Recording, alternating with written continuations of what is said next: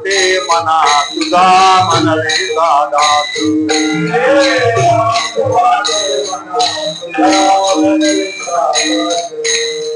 गोडी नाही रस बोलिया सारिखी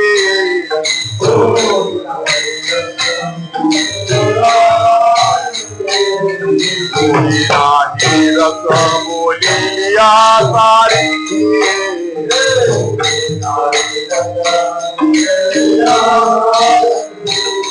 लाज वाटे मना तुझा मनवी लाज वाटे मना तुझा मनवी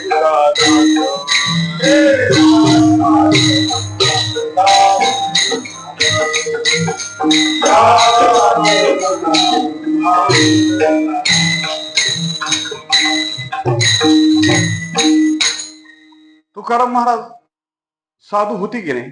तुकाराम महाराज साधू होते. साधू असून लोकांनी साधू म्हणलं तर तुकाराम महाराज म्हणतात मला लाज वाटते हो त्याची. महाराज म्हणून घ्यायची काय लायकी आहे का माझी? तुकाराम महाराज बोलतात मी तो अनाथ अपराधी कर्महीन मतिमंद बुद्धी तुझं मी आठविले नाही कधी वाचे कृपानिधी माय बापा. सगळा अभंग बघून घ्या. अनुताप युक्त अंतकरण वृत्ती अनुतापाच्या अग्नीनं ज्यावेळी आहाळून जाते भाजून निघते त्यावेळी सगळ्या भोगावर अनासक्त झालेला असतो. अशी विरक्त अवस्था त्याची झालेली असल्यामुळं त्यांना देवाशिवाय दुसरं काही आवडत नाही. आवडतो तर फक्त एक देवच आवडतो.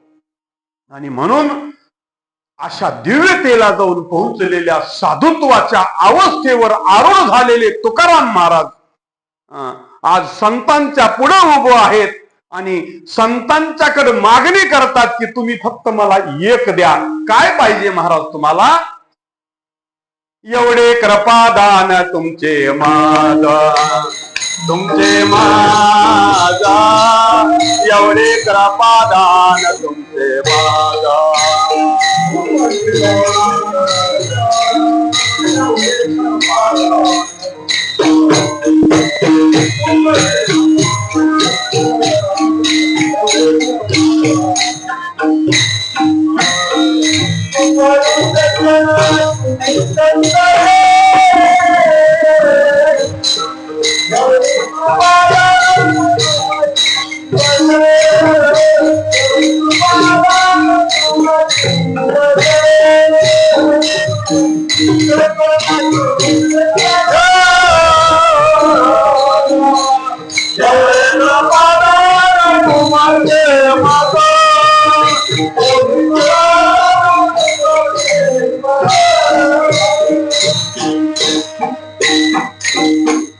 एवढे कृपादान तुमचे मन तुम्ही मला कृपेचं दान द्या.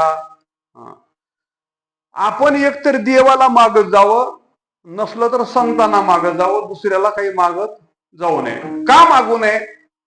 तर आपण आहेत अपूर्ण आणि ते आहेत परिपूर्ण. आपण आहेत संकुचित आणि ते आहेत व्यापक. देवही व्यापक आहे संतही व्यापक आहे. अनुरेणुयात फोकडा तुका आकाशात एवढा. देव जसा व्यापक आहे तसं साधू सुद्धा व्यापक असतो. आम्ही दुःखरूप आहेत